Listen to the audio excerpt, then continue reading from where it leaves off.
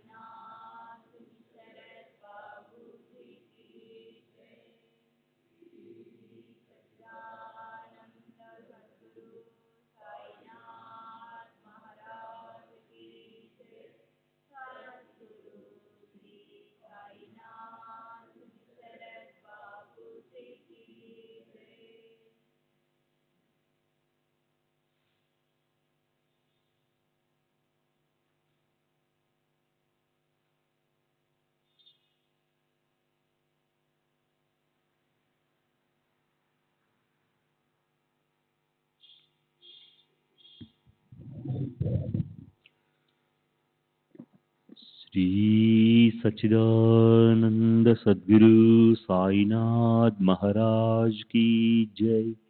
सद्गुरु श्री साईनाथ शरद बाबूजी की जय। శ్రీ సాయినాథాయ నమః. శ్రీ సాయిబాబా సత్య చరిత్ర 11వ అధ్యాయం. నిన్నటి తరువాయి. బాబాయే సర్వులకి ఆధార స్థానం. మరి ఆయనకు కూర్చోటానికి ఆధారం ఎందుకు?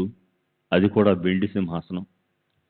అయితే బాబా భక్తుల ముచ్చటను ముద్దుగా తీరుస్తారు. ఎన్నో రోజుల నుంచి ఉన్న ఓ పాత గోనెపట్టా ముక్కే ఆయన కూర్చునే ఆసనం. దాని మీద కూర్చోవడానికి భావిక భక్తులు ఓ చిన్న పరుపు వేసేవారు. వెనక జారిగిల పడడానికి ఓ గోడ ఉండేది. అక్కడ ఓ తలగడ పెట్టేవారు. భక్తుల మనసుల్లోని భావాన్ని బట్టి బాబా అందుకు అనుగుణంగా వ్యవహరించేవారు. సాయిబాబా షిరిడీలో నివసించినట్టు కనిపించినప్పటికీ ఆయన అన్ని చోట్లకు వెళ్ళేవారు. ఆ అనుభవాన్ని ఆయన తమ భక్తులకు ఎప్పుడూ చూపించేవారు. ఆయనకి స్వయంగా ఏ మనోభావన లేకపోయినప్పటికీ భక్తుల శ్రద్ధను అనుసరించి అన్ని రకాల పూజోపచారాలను ఆయన స్వీకరించేవారు. కొందరు చామరాలు వీచేవారు, కొందరు విసనకర్రతో విసిరేవారు, కొందరు సన్నాయి, డోలు మొదలైన మంగళవాద్యాలను వాయించడం అనే పూజను అర్పించేవారు. కొందరు వారి పాదాలను చేతులను కడుగుతుంటే మరొకరు వారికి అత్తరు చందనాలను అద్దేవారు. కొందరు మహా నైవేద్యం సమర్పించి త్రయోదశ గుణాలతో ఉండే తమలపాకులతో తాంబూలాన్ని అర్పించేవారు. కొందరు శివలింగానికి పెట్టేలా 2 వేళ్లతో సమానంగా అడ్డంగా గంధం బొట్టు పెట్టేవారు. కొందరు కస్తూరి కలిపిన గంధం బొట్టు పెట్టేవారు. ఒకసారి తాత్యా సాహెబ్ నోల్కర్ స్నేహితుడు డాక్టర్ పండిత్ సాయిబాబాను దర్శించడానికి షిరిడి వచ్చాడు. షిరిడిలో అడుగుపెట్టగానే అతను మసీదుకి వెళ్ళాడు. బాబాకు సాష్టాంగ నమస్కారం చేసి ఓ క్షణం పాటు ప్రశాంతంగా కూర్చున్నాడు. అప్పుడు బాబా అతనితో, వెళ్ళు, దాదా బొట్టు దగ్గరికి పో, అలా వెళ్ళు అంటూ వేలితోనూ చేత్తోనూ దారి చూపించారు. పండిత్ దాదా దగ్గరికి వెళ్ళాడు. దాదా కూడా ఆదరంగా అతన్ని స్వాగతించాడు. అప్పుడు దాదా బాబా పూజకు బయలుదేరుతూ పండిత్ని మీరు వస్తారా అని అడిగాడు. పండిట్ దాదాతో పాటు వెళ్ళాడు. ఆ తర్వాత దాదా బాబాకు పూజ చేశాడు. అప్పటి వరకు బాబా నుదుటి మీద గంధం బొట్టు పెట్టే ధైర్యం ఎవరూ చేయలేదు. భక్తులు ఎవరైనా ఎలాంటి వారైనా సరే వస్తే బాబా తమ నుదుటి మీద గంధం బొట్టు పెట్టనిచ్చేవారు కాదు. మహల్సాపతి మాత్రం ఆయన మెడకి గంధం పూసేవాడు. ఇతర భక్తులు ఆయన పాదాలకు పూసేవారు. అయితే అమాయకుడైన ఆ భావిక పండితుడు దాదా చేతిలోని చందనం గిన్నెని చేత్తో లాగేసి శ్రీ సాయి తల పట్టుకుని నుదుట చక్కగా 3 రేఖలు గీశాడు. అతని ఆ తెగింపు చూసి దాదా మనసు కలవరపడింది. ఏమిటి ధైర్యం? బాబా కోపగించడు కదా. అయితే ఎప్పుడూ జరగనిది జరిగినప్పటికీ బాబా ఒక్క మాట కూడా అనలేదు. పైగా ఎంతో ప్రసన్నంగా కనిపించారు. పండిట్ మీద అసలు కోపించలేదు. సరే, ఆ రోజు గర్వనిచ్చారు. అయినా దాదా మనసులో ఆ గీల అలా ఉండిపోయింది. అతని విషయాన్ని ఆ రోజు సాయంత్రం బాబాని అడిగాడు. మేము మీ నుదుటి మీద చిన్న గంధం బొట్టు పెట్టబోతే మమ్మల్ని కనీసం ఆ నుదుటిని స్పర్శ చేయనివ్వరు కదా. ఈరోజు పొద్దునేమైంది? మా బొట్టు అంటే అంత విసుగు, పండిట్ ట్రిపుండ్రాలంటే అంత ఇష్టమునా? ఎంత తమాషా! ఈ విచిత్రం అర్థం కావడం లేదు. దానికి సాయిబాబా ప్రేమగా చిరునవ్వులు చిందిస్తూ దాదాతో అన్న ఆ మధురమైన మాటలను అందరూ స్వస్థ చిత్తంతో వినాలి. దాదా, అతని గురువు బ్రాహ్మణుడు, నేను ముస్లింను. అయితే నన్నే ఆయనగా భావించి అతను నాకు గురు పూజ చేశాడు. నేను గొప్ప బ్రాహ్మణుణ్ణి, అతను అపవిత్ర జాతికి చెందిన ముస్లిం. ఆయన్ని నేనెలా పూజించాలి అని అతని మనసులో సందేహం కూడా కలగలేదు. అలా అతను నన్ను మోసం చేశాడు. అక్కడ నా ఉపాయం పనిచేయలేదు. వద్దనడానికి అవకాశమే లేదు. నన్ను అతను స్వాధీనం చేసుకున్నాడు అన్న బాబా సమాధానం విన్నప్పటికీ దాదాకు అది హాస్యాస్పదం అనిపించింది. అయితే దాదా ఇంటికి చేరుకోగానే అతనికి ఆ మాటలకు నిజమైన అర్థం బోధపడింది. బాబా చేసిన ఈ వైరుధ్యం దాదా హృదయాన్ని ఎంతగానో తూట్లు పొడిచింది. అయితే పండిత్తో పిచ్చాపాటి మాట్లాడుతున్నప్పుడు బాబా చేసిన పనిలో అంతరార్థం అతనికి వెంటనే తెలిసిపోయింది. దోపేశ్వరికి చెందిన సిద్ధపురుషుడు రఘునాథ్. అతను కాకాపురాణిక్ అనే పేరుతో ప్రసిద్ధి చెందాడు. ఆయన చరణాలకు డాక్టర్ పండిత్ ఆకర్షించబడ్డాడు. ఆయనతో శిష్యరికు అనే రుణానుబంధం కూడా పెట్టుకున్నాడు. పండిట్ కాకాను తలుచుకున్నాడు. అతనికి అలాంటి అనుభవం కలిగింది. మనసులో ఉన్న భావాన్ని బట్టే భక్తి ప్రభావం ఉంటుంది. సరే, ఇలాంటి సేవలన్నీ చేయించుకోవాలని తమ మనసులో అనిపించినప్పుడే ఆయన అలా చేయించుకునేవారు. లేకపోతే పూజా పళ్ళన్నీ ఎగరగొట్టేవారు, నరసింహావతారం ఎత్తేవారు. ఆ రూపం ప్రకటన అయితే ఇక ధైర్యంగా ఎవరుంటారు? ఆయన ఎదుట ఎవరు నిలబడగలుగుతారు? అలా మనోవృత్తి క్రోధంగా అయితే ప్రాణభయంతో పారిపోకుండా ఎవరుంటారు? ఒక్కోసారి అకస్మాత్తుగా క్రోధాగ్నితో మండిపడేవారు. భక్తుల మీద అగ్నిజ్వాలలను కురిపించేవారు. ఒక్కోసారి నవనీతం కంటే మెత్తని స్వభావంతో భాషించేవారు. అంతెందుకు, ఆయన మూర్తి భవించిన శాంతి క్షమలే. ఒక్కోసారి ప్రళయకాలపు అగ్నిలా వ్యవహరించేవారు. అప్పుడు అది భక్తులకు కత్తిపై సాములా ఉండేది. అయితే ఒక్కోసారి వెన్న కంటే మిన్నగా సున్నితంగా కనిపించేవారు. ఆనందాల హరివిల్లులు వెదజల్లుతూ వ్యవహరించేవారు. క్రోధంతో గజగజ వణుకుతూ కళ్ళు కళ్ళు అగ్నిగోళాలా తిప్పినప్పటికీ ఆయన కడుపులో తల్లికి కన్నబిడ్డపై ఉండే కారుణ్య ప్రవాహజరి కమనీయంగా ఉండేది. క్షణంలో మూల స్వభావంలోకి వచ్చాక భక్తులను కేకేసి పిలిపించి, నా మనసులో ఎవరి మీద కోపం ఉండదు. తల్లి తన బిడ్డను కాలితో తన్నేస్తేను, సముద్రం ఒకవేళ నదిని వెనక్కి తిప్పి పంపితేను, అప్పుడే నేను మిమ్మల్ని తరిమేస్తాను, మీకు అహితం చేస్తాను. నేను నా భక్తుల ఆజ్ఞాధారిని, వారి వద్దే నిలబడి ఉంటాను.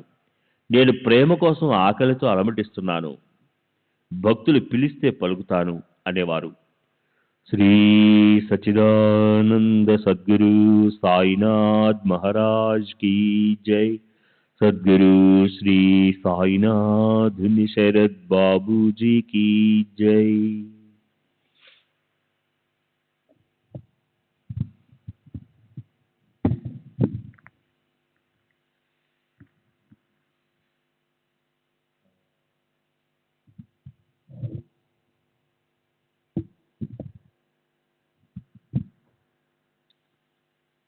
ఈ కథాభాగం వ్రాస్తుండగా సహజంగా ఇలాంటిదే మరో కథ స్మృతి పదంలో మెదిలింది. అది ఉదాహరణగా చెప్తాను. శ్రోతలు దాన్ని విచారపూర్వకంగా వినండి. ఒకసారి కళ్యాణ్కి చెందిన సిద్దిక్ పాల్కి అనే పేరు గల ఒక ముస్లిం మక్కా మదీనా యాత్రలు చేసి షిరిడీ చేరుకున్నాడు. వృద్ధుడైన హాజీ, మక్కా మదీనా అంటే హాజ్ యాత్ర చేసిన వారిని హాజీ అంటారు. ఉత్తరం వైపు ఉన్న చావడిలో దిగాడు. మొదట 9 నెలలు బాబాకి అతనిపై కరుణ కరగలేదు. బాబా అతని పట్ల ప్రసన్నులు కాలేదు. అతనికి యోగ్యమైన సమయము రాలేదు కనుక అతని ప్రయాణం వ్యర్థమైంది. అతను నానా రకాలుగా ప్రయత్నించాడు. అయితే బాబా దర్శనం కాలేదు. సర్వలు వచ్చేపోయేందుకు వీలుగా మసీద్ తెరిచే ఉండేది. ఎవరికి కూడా అడ్డు కానీ లేదా గుప్త స్థానం కానీ ఉండేది కాదు. అయితే ఆ పాల్కేకి మాత్రం మసీదులో పైకెక్కడానికి బాబా ఆజ్ఞ లభించలేదు. పాల్కే ఎంతో ఖిన్నుడైనాడు. ఏమిటి దురదృష్టము? మసీదులో అడిగే పెట్టలేకపోతున్నాను. నేనేం పాపం చేశాను? బాబా నా పట్ల ఎలా ప్రసన్నులవుతారు? రాత్రింపవళ్ళు అదే ఆలోచన హృద్రేకంగా పాల్కే మనసుని పట్టి వేధించింది. ఇంతలో ఎవరో ఇతనికి ఇలా చెప్పారు, అలా నిరాశపడకు. మాధవరావు దేశపాండే సహాయం తీసుకున్నావంటే నీ మనసులోని ఇచ్చ నెరవేరుతుంది. మొదట నంది దర్శనం చేసుకోకుండా శంకరుడు ప్రెసిడెంట్ అవుతాడా? పాల్కేకి ఈ మార్గాన్ని అనుసరించడం బాగుంటుందనిపించింది. మొదటిసారి దర్శనం చేసుకునే శ్రోతల మనసుకి ఇది అతిశయోక్తి అనిపిస్తుంది. అయితే షిరిడీలో బాబా దర్శనానికి వెళ్ళే భక్తులకి ఇదే అనుభవం కలుగుతుంది. బాబాతో ప్రశాంతంగా సంభాళించాలనుకున్న వారితో కలిసి మొదట మాధవరావే వెళ్ళాలి. అతను అప్పుడే వాళ్ళెవరో, ఎక్కడి నుంచో, ఎలా వచ్చారో ఈ విషయాలన్నీ మధురోక్తులతో బాబాకు చెప్పేవాడు. వారి పని అలా ప్రారంభమైందంటే సాయి సమర్థులు వారితో మాట్లాడటానికి సిద్ధపడేవారు. ఇదంతా విని హాజీ మాధవరావుని ఎంతగానో బ్రతిమలాడాడు. ఒక్కసారి నా ఈ తపనను నెరవేర్చు. కలవటం ఎంతో దుర్లభమైన బాబాతో నాకు కలయిక కలిగించు. ఆ ప్రకారంగా మాధవరావుని అర్థించేసరికి అతను ఆ పని కష్టమైనా కాకపోయినా ప్రయత్నం చేసి చూడాలని మనసులో దృఢంగా నిశ్చయించుకున్నాడు. అప్పుడు అతను మసీద్కి వెళ్ళి ధైర్యం తెచ్చుకొని చాలా నెమ్మదిగా బాబా దగ్గర ఈ ప్రస్తావన తెచ్చాడు. బాబా, ఆ వృద్ధుడు ఎంతో బాధపడుతున్నాడు. అతనిపై దయ చూపండి. హాజీ మక్కా మదీనా యాత్రలు చేసి మీ దర్శనం కోసం షిరిడీ వచ్చాడు.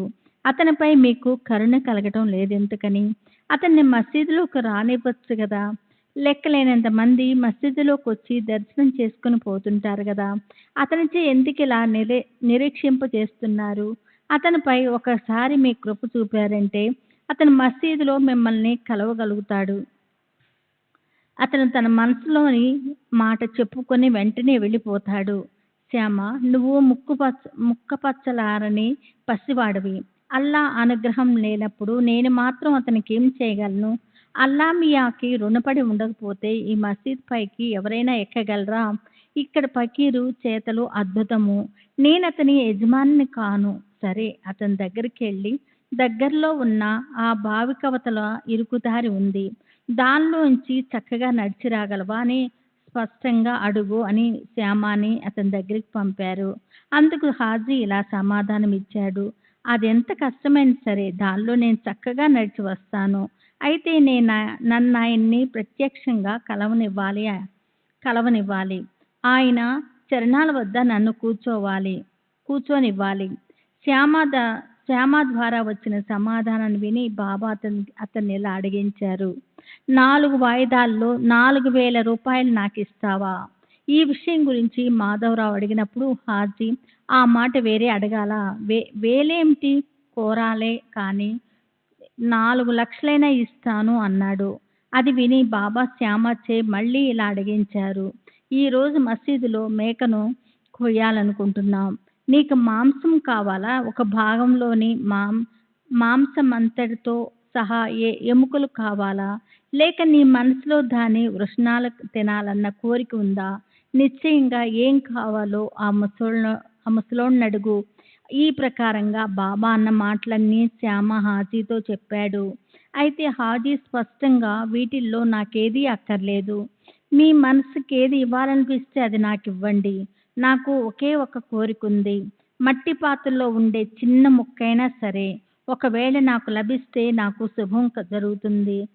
శుభం జరుగుతుందని నేననుకుంటున్నా. హాజీ పంపిన ఈ కబురు అందుకొని మాధవరావు వెనక్కి తిరిగొచ్చాడు. అతను బాబాకి ఈ విషయం చెప్పగానే బాబా మండిపడ్డారు. నీరు నింపే కుండను స్వయంగా ఎత్తి ద్వారంలోంచి బయటికి విసిరేశారు. తమ చేతిని గట్టిగా కొరుకుతూ హాజీ దగ్గరకొచ్చారు. తమ 2 చేతులతో కప్పిని పైకెత్తి, నీ మనసులో ఏమనుకుంటున్నావు? నా ఎదుట నీ గొప్పలు ప్రదర్శించుకుంటున్నావా? ముసలోడి బుద్ధి చూపిస్తున్నావు. ఇదేనా నీవు ఖురాన్లో చదివింది? మక్కా యాత్ర చేసి కూడా నీవు అహంకారం పెంచుకుంటున్నావు.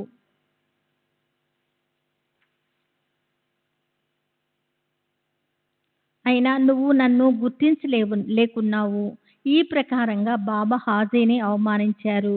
మాటలతో ఉచ్చరించలేని, మనసుతో కనీసం ఊహించనైనా లేని మాటలను అన్నారు.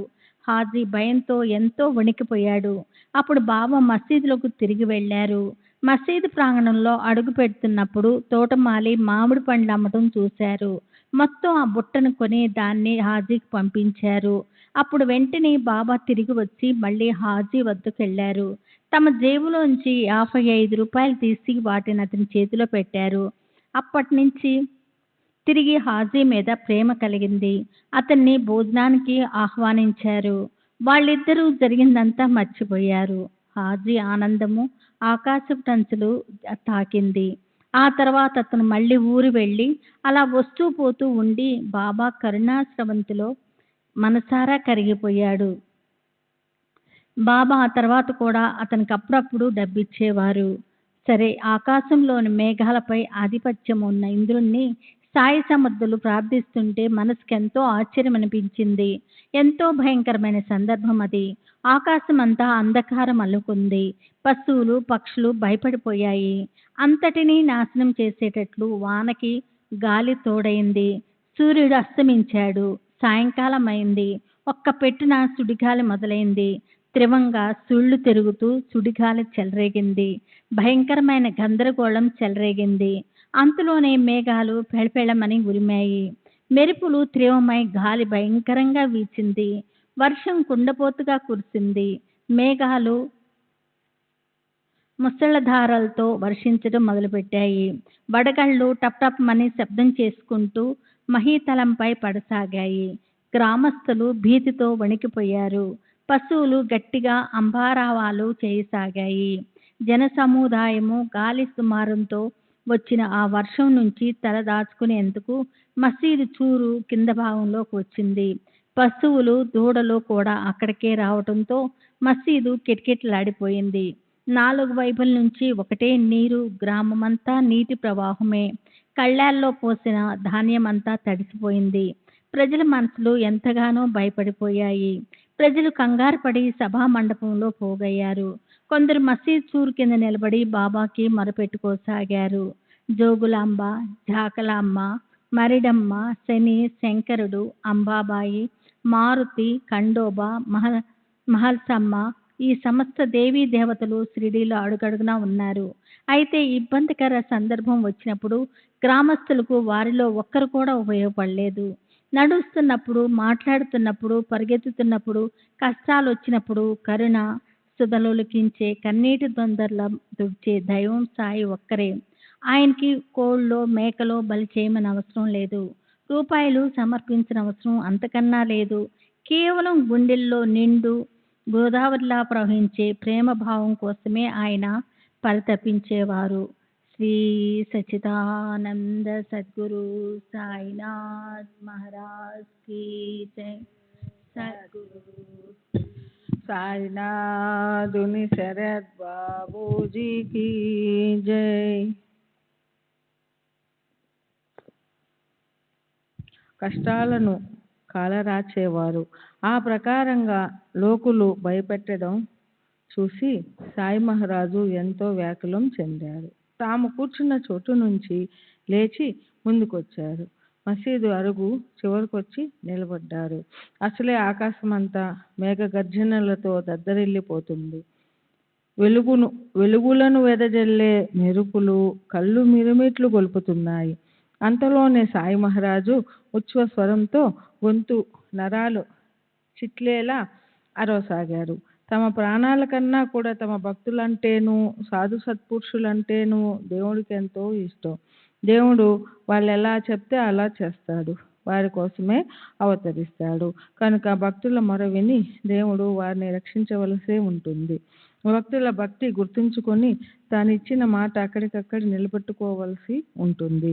బాబా గట్టిగా వేసే కేకలకు ఆకాశం మారుమోగింది. మసీదు పునాదులే కదిలిపోతాయా అనిపించింది. అందరి చెవులు గింగురుమన్నాయి. పర్వతాల్లో ప్రతిధ్వనించేలా చేసిన గొప్ప కేకలతో మసీదు మందిరాలు దద్దరిల్లాయి.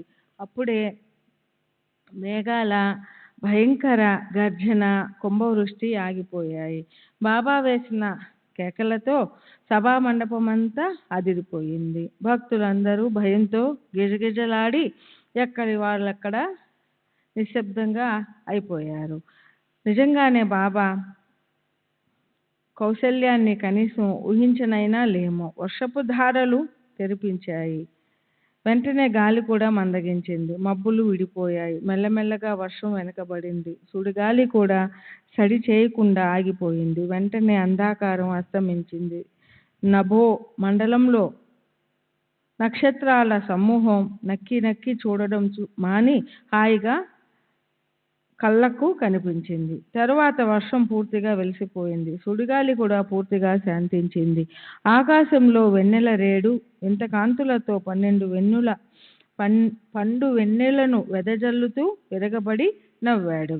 అందరిలోనూ ఆనందం చిందులు వేసింది. సత్పురుషుల శబ్దాలను గౌరవించి ఇంద్రుడు కరుణా స్రవంతిని కురిపించాడనే అందరికీ అనిపించింది. మబ్బులు అన్ని దిక్కులకు ఎంచక్కా పారిపోయాయి. వాతావరణం శాంతిని ఆశ్రయించింది.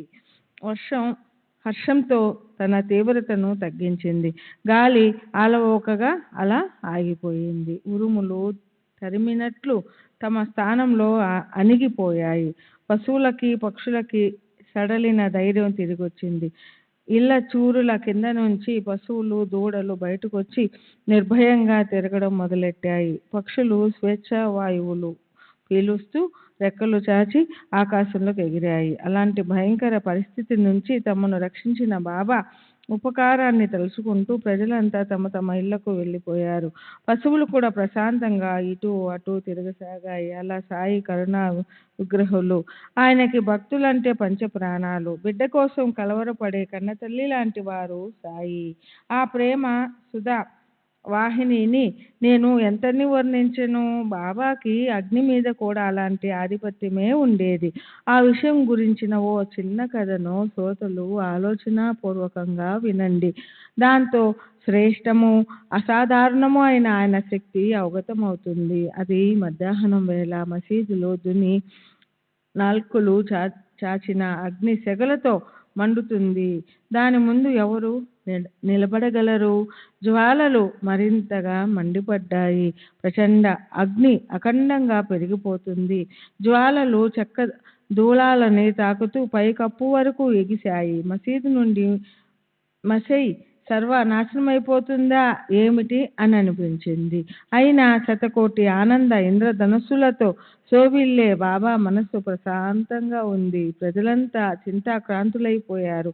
ఏమిటి బాబా పద్ధతి అని ముక్కు మీద వేలేసుకున్నారు. నీళ్లు తీసుకునిరండ్రా అని ఒకరు, మరి దాన్నెవరు పోస్తారు? నీళ్లు పోసేందుకు పోతే సట్క మన భర్తం పడుతుంది. అక్కడికి ఎవరు వెళ్తారు అన్నారు మరొకరు. ప్రజలందరి మనసుల్లో ఎంతో ఆర్ద్రత ఉన్నా బాబాని అడిగే ధైర్యం మాత్రం ఎవరికీ కలుగలేదు. తర్వాత బాబాయే చికాకుగా సటకా మీద చెయ్యి వేశారు. మండే అగ్ని బుగలు చూసి ఆయన సటకాను చేతిలోనికి తీసుకుని ఫటా ఫటా కొట్టడం మొదలెట్టారు. వెనక్కి వెళ్ళు అన్నారు. దుని పక్క నుంచి చేయి పెట్టి స్తంభాన్ని కొడుతూ జ్వాలకేసి చూస్తూ ఆయన శాంతించు శాంతించు అనసాగారు. దెబ్బకి జ్వాల క్రిందకి దిగుతూ క్రమేపీ మందగించింది. దుని శాంతించింది. అందరి భయము ఆగిపోయింది. మహానుభావుల్లో శ్రేష్ఠులైన సాయి పరమేశ్వరుడి అవతారమే. కాంతి జలపాతాలు చిందించే ఆయన చరణాలపై మస్తకం పెడితే దానిపై ఆయన కరుణతో తమ వరద హస్తాన్ని పెడతారు. శ్రద్ధాభక్తులతో ప్రశాంత చిత్తంతో ఈ అధ్యాయాన్ని నిత్యము పారాయణం చేసిన వారి కష్టాలన్నీ సంపూర్ణంగా కరిగిపోతాయి. నేనింతకన్నా ఏం చెప్పను. అంతఃకరణను శుద్ధం చేసుకుని నియమబద్ధంగా కఠిన పద్ధతిలో ధార్మిక విధులు కృత్యాలు చేయండి. సాయిబాబాని నిండు హృదయంతో భక్తి చేయండి. దాంతో శాశ్వతుడైన పరమాత్మ ప్రాప్తి కలుగుతుంది. మనసులో ఉన్న అసాధారణమైన మీ ఇచ్ఛలు ఈడేరుతాయి. చివరకు మీరు పూర్తిగా నిష్కాములవుతారు. ఈశ్వరుడు జీవుడు అనే భేదమే నశించిపోయిన అలాంటి దుర్బలమైన సాయుజ్య ముక్తిని ప్రాప్తింప చేసుకుంటారు. ఎన్నటికీ చెదరని, ఎవరికి లభించని తృప్తి మీ తలుపు తడుతుంది. సరే, పారమార్థిక సుఖాన్ని గురించిన జ్ఞానాన్ని చక్కగా తెలుసుకొని అనుభవించాలనే కోరిక ఉన్న భక్తులు ఈ అధ్యాయాన్ని మళ్ళీ మళ్ళీ చదవడం వల్ల ఉత్సాహాన్ని, ప్రీతిని పెట్టుకోవాలి. దీనిలోని కథలు చదివితే చిత్తవృత్తి శుద్ధమవుతుంది. పరమార్థాన్ని ప్రాప్తింప చేసుకోవాలని ప్రవృత్తికి ఉబలాటం కలుగుతుంది. అప్రియమైన అశుభ విషయాలు పూర్తిగా నశించి ప్రియము, పావనము అయిన విషయాలు ప్రాప్తిస్తాయి. బాబా గురించిన అనుభవాలను పొంది చూడండి. హేమాడు పంతు సాయికి శరణు వచ్చాడు. తరువాతి అధ్యాయం అత్యంత పవిత్రమైనది. అందులో గురు శిష్యుల అనుబంధంలోని గొప్పతనాన్ని గురించి చెప్పడం జరిగింది. గురు ఉపదేశాన్ని తీసుకున్న మూలే అన్న పేరుగల శిష్యునికి గోలప్ అనే పేరుగల అతని గురు దర్శనం ఎలా అయ్యిందో చెప్పబడింది. శిష్యునికి ఎలాంటి సందర్భం వచ్చినా వాళ్ళు తమ గురుదేవులను వదలకూడదు అనే తత్వాన్ని ప్రత్యక్షంగా అనుభవంలో చూపించారు సాయిబాబా. భక్తులకి వారు గురువు పట్ల ఉన్న దృఢ భక్తిని ఆయన మరింతగా పెంచేవారు. సాయిబాబా చరణాల వద్దకు వచ్చిన ప్రతి భక్తునికి ఒక్కొక్కరికి ఒక్కో రకంగా వినూత్నము, అద్భుతము అయిన రూపాల్లో దర్శనమిచ్చి వారికి తమ ఆరాధ్య దైవము లేదా గురువుల పట్ల ఉండే భక్తిని సాయి స్థిరపరిచారు. సర్వులకి శుభమస్తు. ఆ ప్రకారంగా సత్పురుషులు, సజ్జనులచే ప్రేరణ కలిగించబడిన భక్త హేమాడు పంతు రచించిన శ్రీ సాయి సమర్థుల సత్య చరిత్రలోని సాయి మహిమా వర్ణన అనే పేరుగల 11వ అధ్యాయం ముగిసింది. శ్రీ సద్గురు సాయినాథార్పణమస్తు. శుభం భవతు. శ్రీ సచ్చిదానంద సద్గురు साईनाथ महाराज की जय। सद्गुरु श्री साईनाथ शरद बाबू जी की जय। श्री सच्चिदानंद सद्गुरु साईनाथ महाराज की जय। सद्गुरु श्री साईनाथ शरद బాబూజీ की जय। 11వ అధ్యాయానికి పరిపూర్ణ వివరణ. ఈ 11వ అధ్యాయం గొప్ప మహాత్మ్యపూర్వకమైనది. హేమాడ్ పంత్ ఈ అధ్యాయాన్ని పఠించటం అంటే యజుర్వేదంలోని ప్రసిద్ధమైన రుద్రాధ్యాయాన్ని 11 సార్లు పఠించటమే అన్నారు. శ్రీధరస్వామి రచించిన శ్రీ శివలీలామృతంలోని 11వ అధ్యాయం శ్రేష్టమైనదని చెప్పారు. సమస్త భావాలతోనూ నిశ్చయపూర్వకంగా శివలీలామృతాన్ని అఖండంగా చదవండి. అది వెంటనే కాకపోతే ఈ అధ్యాయమైనా చదవాలి. శ్రీమద్ భగవద్గీతలోని 11వ అధ్యాయం ప్రసిద్ధమైనది. అందులో అర్జునునికి భగవంతుని విశ్వరూప దర్శనం కలుగుతుంది. అప్పుడు అతడు శ్రీకృష్ణుని భగవత్ స్వరూపాన్ని గుర్తుపట్టి ఆయనకి పదే పదే నమస్కరించి అంటాడు, త్వమాదిదేవః పురుషః పురాణస్తమస్య విశ్వశ్వసనం నిదానం వేద్యాంచ పరంచదావు ద్వయాతతం విశ్వమనంత రూపః. మీరే ఆదిదేవులు, పురాణ పురుషులు, విశ్వానికి ఆధారాలు, జ్ఞాత జ్ఞేయము పరంధామము మీరే. ఓ అనంతరూప, మీరే ఈ విశ్వమంతా వ్యాపించి ఉన్నారు. హే సర్వాత్మక, మీకు ఎదుటివైపు వెనక వైపునున్న అన్ని వైపులా నమస్కారం. మీ పరాక్రమం అపారం, శక్తి అనంతం. మీరు సర్వత్రా వ్యాపించి ఉండటం వల్ల ఈ సర్వము మీరే. శ్రీ సాయి సచ్చరిత్ర 11వ అధ్యాయం చదివిన మీదట మనకు ఇంద్రుడు, అగ్ని, వరుణుడు బాబా మాటలను గౌరవిస్తారు.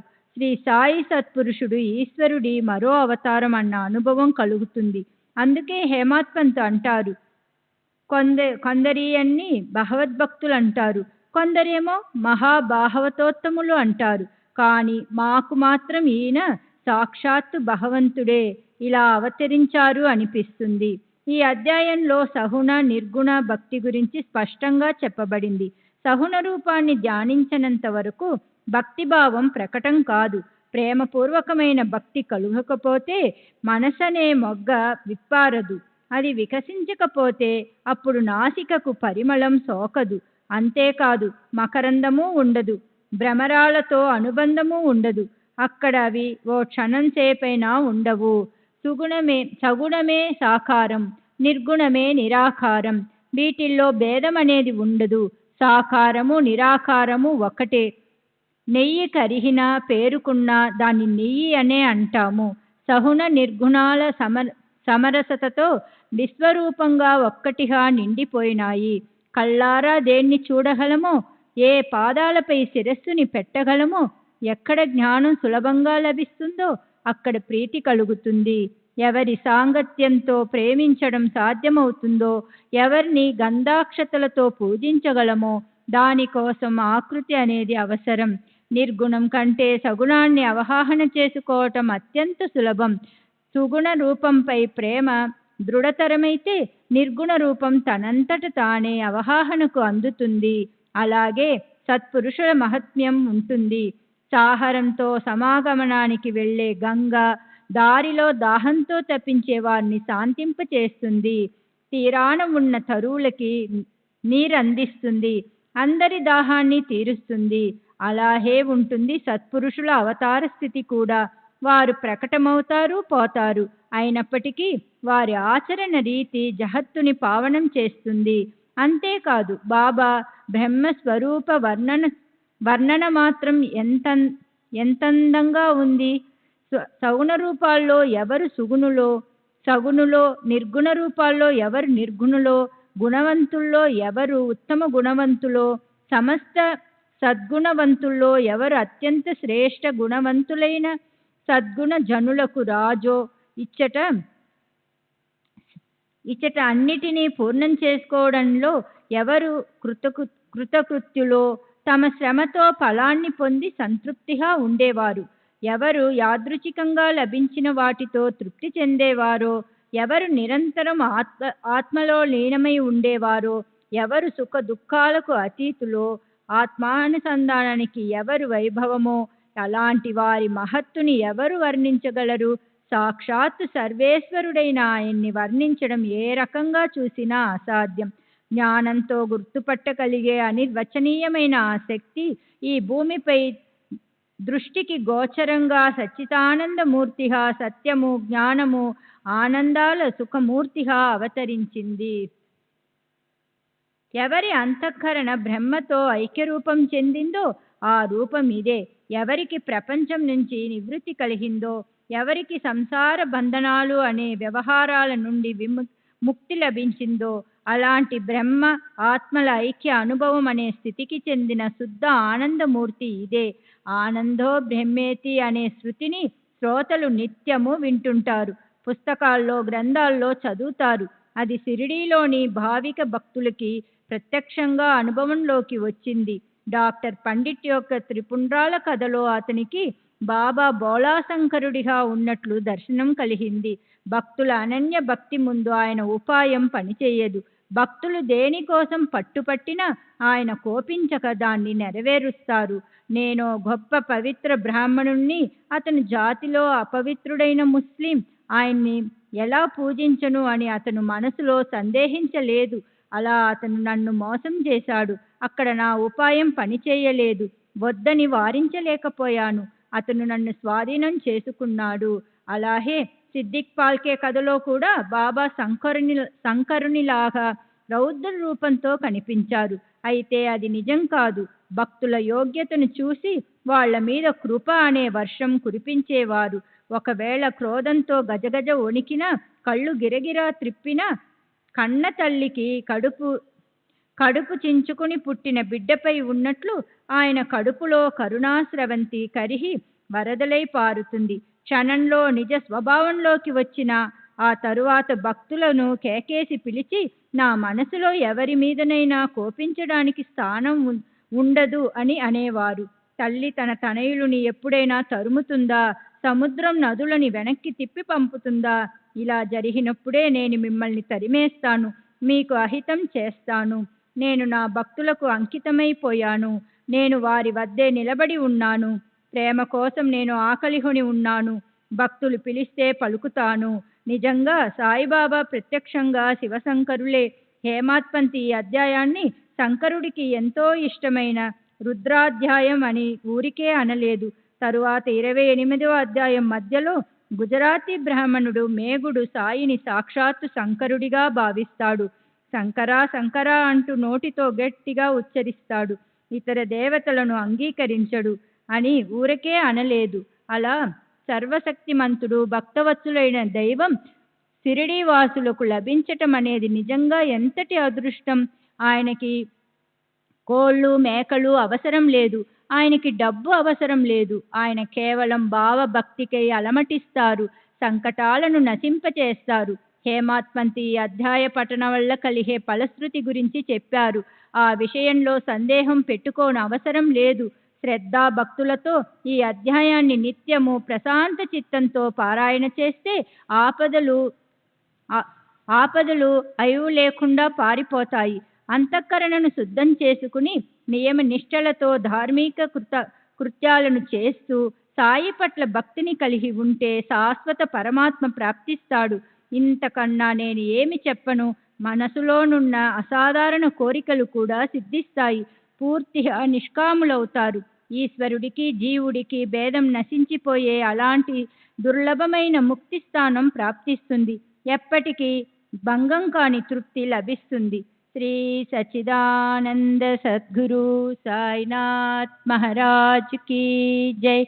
సద్గురు శ్రీ సాయినాథుని శరత్ బాబూజీ కీ జై.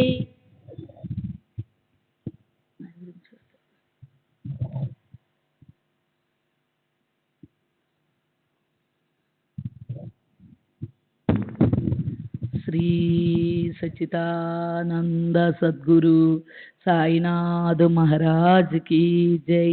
सद्गुरु श्री సాయినాథుని శరత్ బాబూజీకి జై. 12వ అధ్యాయము శ్రీ సంత్ గోలాబ్ రామ దర్శనం. శ్రీ సాయిబాబా శ్రీ సంత్ గోలాబ్ స్వామి శ్రీ రామచంద్ర ప్రభువుల రూపాలతో దర్శనమిచ్చటము. శ్రీ గణేశునికి నమస్కారము, శ్రీ సరస్వతీదేవికి నమస్కారము, శ్రీ గురు మహారాజుకి నమస్కారం, శ్రీ కులదేవతలకు నమస్కారం, శ్రీ సీత శ్రీ రామచంద్రునికి నమస్కారం, శ్రీ సద్గురు సాయినాథునికి నమస్కారం. హే సద్గురు సాయినాథ, మీకు జయకారాలు మీ చరణలపై మస్తకముంచి నేను నమస్కరిస్తాను. ఏ రకమైన వికారాలు లేని ఆత్మస్వరూపంలో ఎల్లవేళలా ఏక రూపంతో ఉంటుంది. మీ స్థితి మీకు శరణు వచ్చిన నా మీద మీరు కృప చూపండి. మీరు సత్క జ్ఞాన ఆనందం యుక్తి సుఖ సంతోషాలకు ఇది సంసారమనే అరణ్యములో దగ్ధమయ్యే దుఃఖితులకు సౌఖ్యాన్నిచ్చే మీరు అద్వైత బోధ చేసి మందబుద్ధులకు దైవత్వము మీద ఉన్న ప్రీతిని తొలగిస్తారు. ఆకాశంలో అన్ని చోట్ల పూర్తిగా నిండి వ్యాపించి ఉన్నట్లు మీ స్వరూపాన్ని మనసులో చిత్రించుకొని ఆ అనుభవాన్ని పొందిన వారెంతో అదృష్టవంతులు. సాధువులను సురక్షించాలని, దుష్టులను సంహరించాలని ఈశ్వరుడు అవతారము స్వీకరిస్తాడు. అయితే సత్పురుషులకు వీరికన్నా భిన్నంగా ఉంటారు. వీరు పెద్ద వీరు చిన్న అన్న భావమే వారికుండదు. ఇద్దరు వారికి సమానమే. సర్వేశ్వరుని కంటే సత్పురుషులే గొప్ప. ఎందుకంటే మొదట వారు దుష్టులను దొర్ల పెడతారు. దీనుల కోసం, దుర్బలుల కోసం వారి మనసు తల్లడిల్లి ప్రేమ వహినితో నిండిపోతుంది. సంసార సాగరానికి వారు అగస్తి ఋషి వంటి వారు. అజ్ఞానమనే గాఢాంధకారం పాలిట వారు సూర్యుని వంటి వారు. పరమాత్మ అక్కడే శివశక్తి నివసిస్తారు. నిజంగా చూస్తే వారు వీరికి వేరు కాదు. అలాంటి సత్పురుషుల్లో ఒకరుగా ఈ నా మూర్తి సాయి భక్తుల కోసం ఇక్కడ అవతరించారు. జీవాత్మ పరమాత్మ ఐక్యత వైభవంతో సుబోధులై ఆయన మూర్తిభవించిన జ్ఞాన దేవులే ఆయనకు ప్రాణి మాతృలందరిపై అపారమైన అనురాగము, ఇతర విషయాల పట్ల అసలు ఆసక్తి అన్నది ఉండేది కాదు. ఒక చోట ఆసక్తి, మరొక చోట విరక్తి ఉన్నట్లు నిపించిన ఆయనకి ఎక్కడ శత్రుత్వ భావం ఉండేది కాదు. నిక్షుప్తపాత ధోరణిలో ఉండే వారాయన ఆయనకి శత్రువులు లేదా మిత్రులన్న భావన ఉండేది కాదు. ఆయనకి దరిద్రులు, శ్రీమంతులు అంతా సమానమే. అలాంటి మహానుభావులైన విద్య, బుద్ధి, పరాక్రమము మొదలైన గుణాలతో శ్రేష్ఠ మహాత్ములు సాయి విశిష్టత గూర్చి ఇప్పుడు వినండి. శ్రీ సచ్చిదానంద సద్గురు సాయినాథ్ మహారాజ్ కీ జై. సద్గురు శ్రీ సాయినాథుని శరత్ బాబూజీకి జై.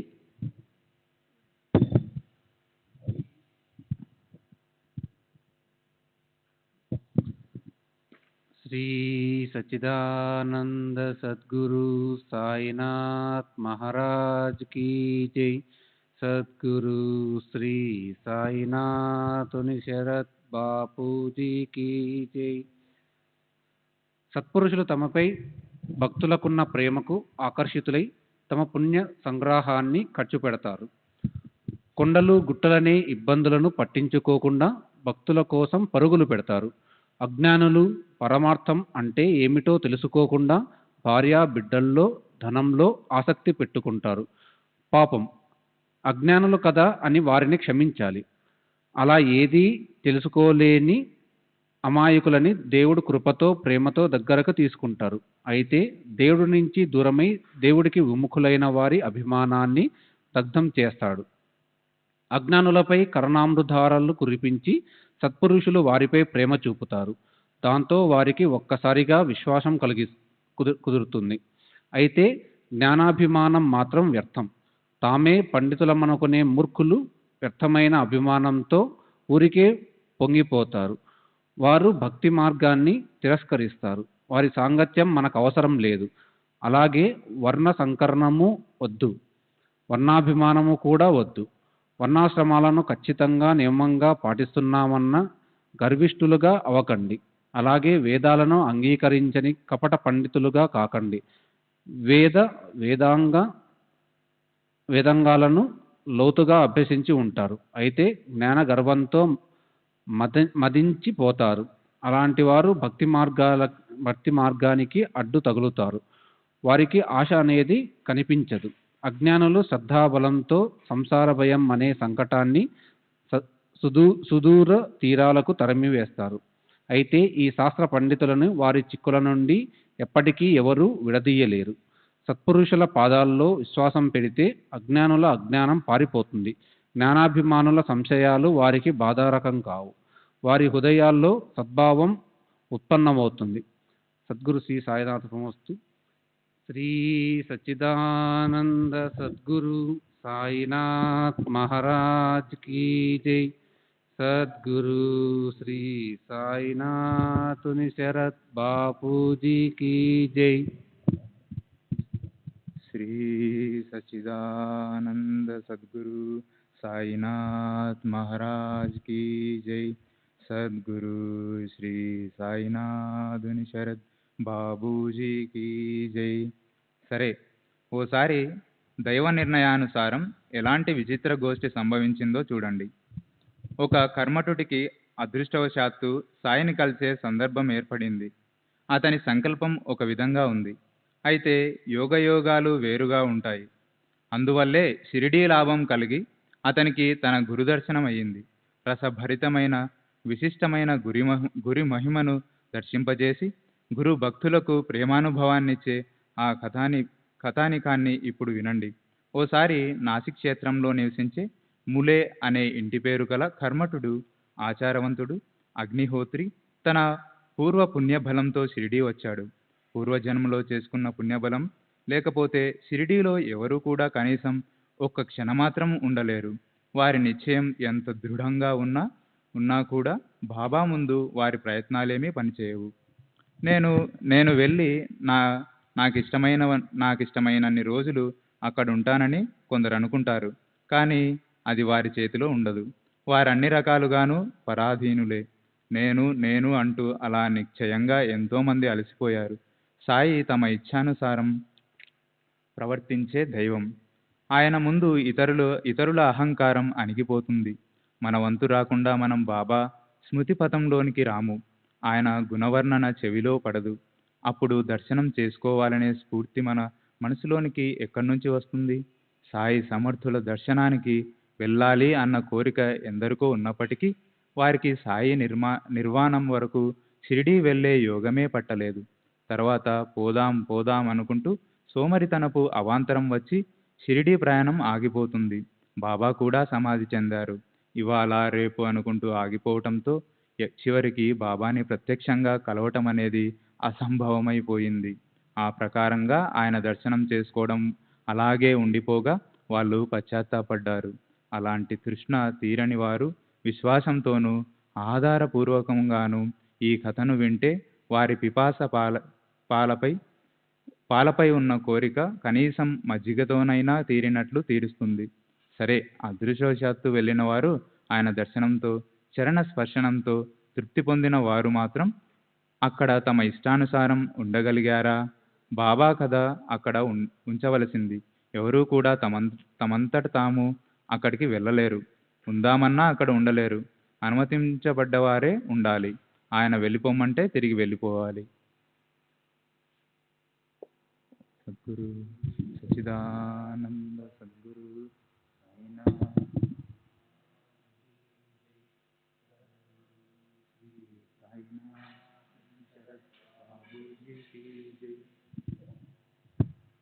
श्री सच्चिदानंद सद्गुरु साईनाथ महाराज की जय।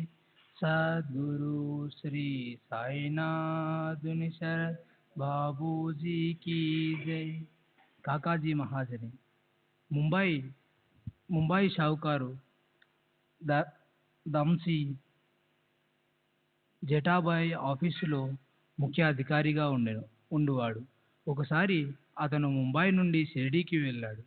అక్కడ ఒక వారం రోజుల పాటు ఉండి తిరిగి వెళ్ళాలని అతని మనస్సులో ఉంది.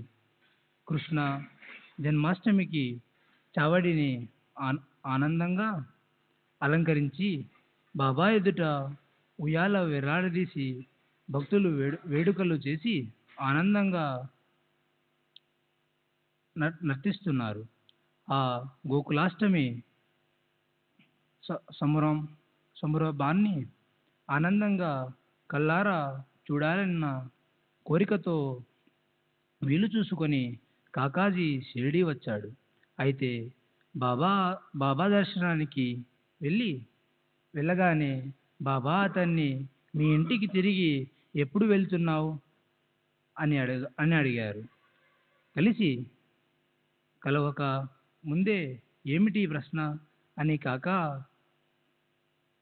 మనసుకి ఆశ్చర్యం కలిగింది. అతని మనస్సులో అంతే షిరిడీలో వారం రోజులు ఉండాలని ఉంది. బాబాయే స్వయంగా అలా ప్రశ్నించినప్పుడు కాకాజీ జవాబివ్వక తప్పలేదు. అయితే అది కూడా బాబానే సూచించినట్లు కాకా సమయానుకూలంగా ఇలా సమాధానం ఇచ్చినాడు. బాబా ఎప్పుడు అనుమతిస్తే అప్పుడే నేను ఇంటికి వెళ్ళిపోతాను. కాకా దగ్గర నుంచి ఆ సమాధానాన్ని వినగానే బాబా రేపు వెళ్ళు అన్నారు. కానీ కాకా ఆ ఆజ్ఞను తల వంచి నమ్రతతో అంగీకరించాడు. బాబాకి నమస్కరించి ఆ రోజు గోకులాష్టమి లాంటి విశేషమైన పర్వదినం అయినప్పటికీ అదే రోజు ప్రయాణమయ్యాడు. తన ఊరు చేరుకున్నాడు. ఆఫీసుకెళ్ళి చూసినప్పుడు అతని యజమాని కాకా ఎప్పుడు తిరిగి వస్తాడని అతని కోసం ఎదురు చూస్తున్నాడు. అక్కడ పనిచేసే గుమస్తా అకస్మాత్తుగా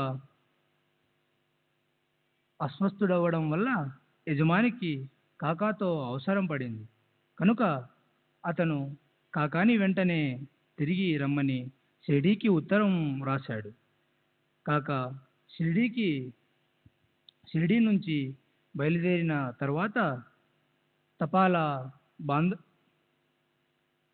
బంట్రోతు అక్కడ విచారించి ఆ ఉత్తరాన్ని తిరిపి పంపాడు. దాన్ని కాకా తన ఇంట్లో చూసుకున్నాడు. శ్రీ సచ్చిదానంద సద్గురు సాయినాథ్ మహారాజ్ की जय। సద్గురు శ్రీ సాయినాథ్ శరద్ బాబూజీ की जय। అయితే దీనికి విరుద్ధంగా జరిగిన ఓ చిన్న విశేషం వినండి. భక్తులకు తమ శ్రేయస్సు ఎందులో ఉందో తెలియదు. అయితే బాబాకు అది స్పష్టంగా తెలుసు. ఓసారి నాసిక్కి చెందిన బాబా అంటే ప్రేమ ఉన్న బాబుసాహెబ్ దుమాల్ అనే పేరుగల ప్రఖ్యాత వకీలు, గొప్ప భక్తుడు కేవలం బాబా దర్శనం చేసుకునేందుకు షిరిడీ వచ్చాడు.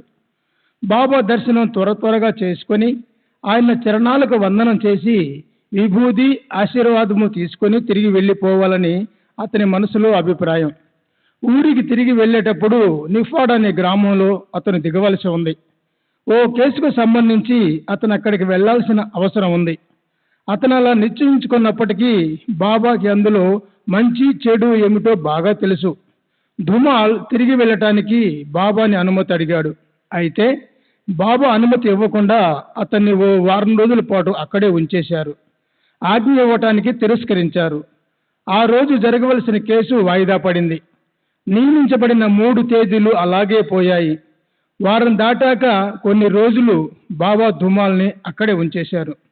ఇక్కడ వాయిదా రోజునే న్యాయాధీశునికి ఒంట్లో బాగా లేకపోయింది. జన్మలో ఎన్నడూ ఎరుగనంత, భరించలేనంత కడుపు నొప్పి వచ్చింది. కేసు దానంతట అదే వాయిదా పడింది. అప్పుడు ఆ సమయం చక్కటి పనిలో సార్థకమైంది. సరే, దానివల్ల ధుమాల్కి సాయిబాబా సాన్నిధ్యం లభించింది. ముద్దాయికి చింత చెప్ప పెట్టకుండా పారిపోయింది. సాయిబాబా మీద విశ్వాసం పెట్టుకోవటం వల్ల ఏ మాత్రమో కష్టపడకుండా అన్నీ చక్కగా జరిగాయి. తరువాత యోగ్యమైన సమయంలో బాబా ధుమాల్కి అనుమతి ఇచ్చారు. పనులన్నీ చక్కగా గట్టెక్కాయి. నిజంగా బాబా లీల అపూర్వము. ఆ దావా 4 నెలలు గడిచింది. 4 న్యాయాధీశులు మారారు. అయితే చివరికి ముద్దాయి నిర్దోషిగా విడుదలయ్యాడు. యశస్సు వచ్చింది. ఓసారి ఓ శ్రేష్ఠ భక్తుడైన నానాసాహెబ్ నిమోన్కర్ భార్య పక్షం వహించి బాబా ఆమెకి ఎలా సాయం చేశారో వినండి. నానాసాహెబ్ నిమోన్కర్ గ్రామానికి వతనదారు, అంటే వంశపారంపరాగతంగా ప్రభుత్వం పనిచేసే హక్కును పొందినవాడు. ప్రభుత్వంలో అతనికి మంచి పలుకుబడి ఉండేది. అతనికి న్యాయాధీశుని పదవి అప్పగించారు. మాధవరావుకి అతను పెదనాన్న కొడుకు. వయోవృద్ధుడు అవటం వల్ల అందరికీ అతను ఎంతో పూజ్యుడైనాడు. అతని భార్య కూడా గొప్ప నిష్ఠాపరురాలు. ఇద్దరికీ కూడా సాయియే ఆరాధ్య దైవం.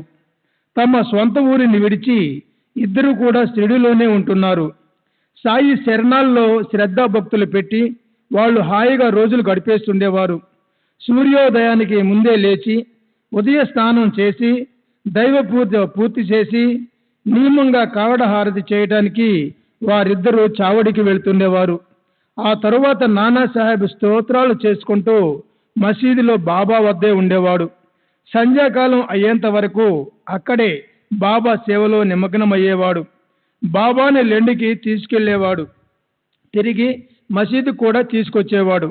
ప్రేమను నింపుకున్న మనస్సుతో అవసరమైన సేవలు చేస్తుండేవాడు. అతని భార్య కూడా తనకు చేతనైనన్ని పనులు రోజంతా గొప్ప ప్రేమతో చేస్తుండేది. కేవలం స్నానపానాదులు చేయటానికి, వంట చేసుకొని అన్నం తినటానికి, రాత్రి పడుకునేందుకు మాత్రమే వాళ్ళు తమ బసకు వెళ్ళేవాళ్ళు. మిగిలిన కాలమంతా పొద్దున్న, మధ్యాహ్నం, సాయంత్రం ఆ ప్రేమమూర్తులైన దంపతులు బాబా దగ్గరే గడిపేవారు. సరే, వాళ్ళిద్దరి సేవను వర్ణించడం మొదలు పెడితే గ్రంథం బాగా పెరిగిపోతుంది. అందుకని పైన మొదలుపెట్టిన విషయంలోని మిగిలిన భాగం ఇప్పుడు వినిపిస్తాను. బేలాపూర్లో ఉన్న తన పిల్లవాడు కొంచెం అస్వస్థతగా ఉండటం వల్ల నానాసాహెబ్ భార్య అక్కడికి వెళ్లాల్సి వచ్చింది.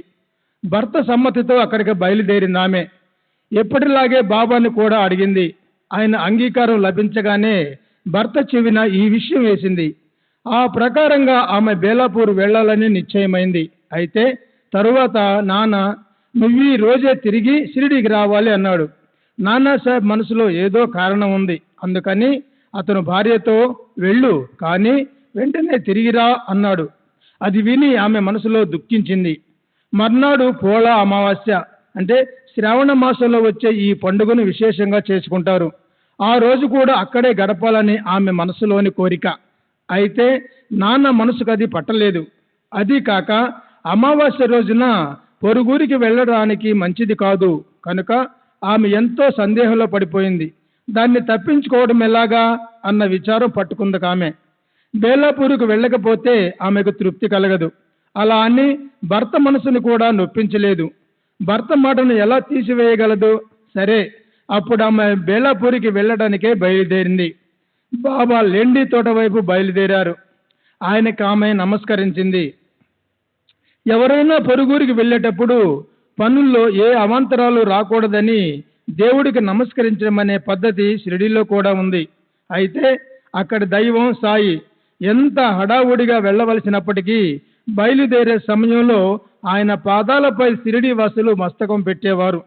అక్కడి ఆ పద్ధతి ప్రకారం సాటేవాడ ఎదురుగా ఓ క్షణం పాటు బాబా నిలబడి ఉన్నప్పుడు ఆమె బాబా పాదాలకు నమస్కరించింది. దర్శనం చేసుకోవాలనుకున్న నానాసాహెబ్ నిమోన్కర్ మొదలైన వారంతా అక్కడికి వచ్చి బాబాకి నమస్కరించుకున్నారు. అలా అక్కడున్న వారంతా చూస్తుండగా విశేషించి నానాసాహెబ్ సమక్షంలో ఆమెతో బాబా ఆ సందర్భంలో అన్నదానిలోని యోగ్యతను గమనించండి. పాదాలపై శిరస్సు పెట్టి ఆ స్త్రీ బయలుదేరేందుకు అనుమతి కోరిన మీదట బాబా సరే వెళ్ళు,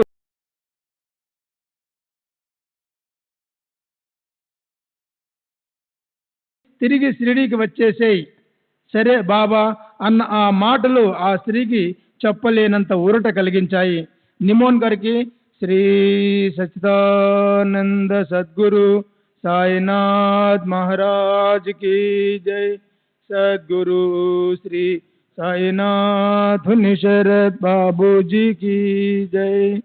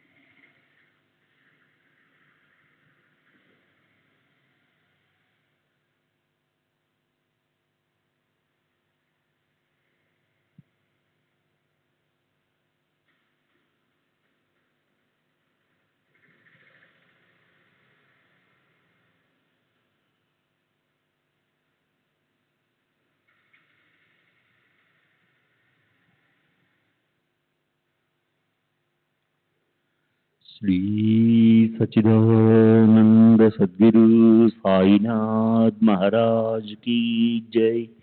सद्गुरु श्री साईनाथ मुनि शरद बाबू जी की जय. साई रहम नजर करना, बच्चों का पालन करना. साई रहम नजर करना, बच्चों का पालन करना. जाना तुमने जगत पसार, सब ही झूठ जमाना. जाना तुमने जगत पसार, सब ही झूठ जमाना. साई रहम नजर करना, बच्चों का पालन करना. साई रहम नजर करना, बच्चों का पालन करना. मैं अंधा हूँ बंदा आपका, मुझसे पद दिखलाना. मैं अंधा हूँ बंदा आपका, मुझसे पद दिखलाना. साई रहम नजर करना, बच्चों का पालन करना. साई रहम नजर करना, बच्चों का पालन करना. दासगण कहे अब क्या बोलूं, थक गई मेरी रसना. दासगण कहे अब क्या बोलूं, थक गई मेरी रसना. साई रहम नजर करना, बच्चों का पालन करना. साई रहम नजर करना, बच्चों का पालन करना, रहमो नजर करो अब मोरे साई, तुम्हारी ना नहीं मुझे माँ बाप बाई, रहमो नजर करो मैं अंधा हूँ बंदा तुम्हारा, मैं अंधा हूँ हरा मैं ना जानू, मैं ना जानू, मैं ना जानू अल्लाह इलाही, रहमो नजर करो, रहमो नजर करो अब मोरे साई, तुम्हारी ना नहीं मुझे माँ बाप बाई, रहमो नजर करो काली जमाना मैंने गमाया, काली जमाना मैंने गमाया, साथी आखिर का, साथी आखिर का, साथी आखिर का, तुम बिन कोई, रहमो नजर करो, रहमो नजर करो अब मोरे साई, तुम बिना नहीं मुझे माँ बाप बाई, रहमो नजर करो अपने मस्जिद का झाड़ू गणो है, अपने मस्जिद का झाड़ू गणो है, मालिक हमारे, मालिक हमारे, मालिक हमारे, तुम बाबा साई, रहमो नजर करो, रहमो नजर करो अब मोरे साई, तुम्हारी ना नहीं मुझे माँ बाप बाई, रहमो नजर करो। श्री सच्चिदानंद सद्गुरु साईनाथ महाराज की जय। सद्गुरु श्री साईनाथ शरद बाबू जी की जय।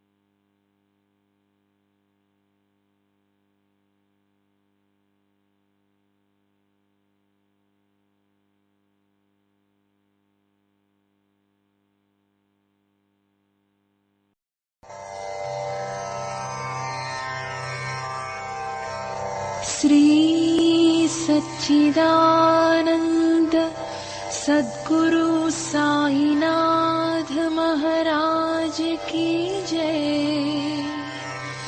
सद्गुरु श्री साईनाथुनि शरद बाबू जी की जय।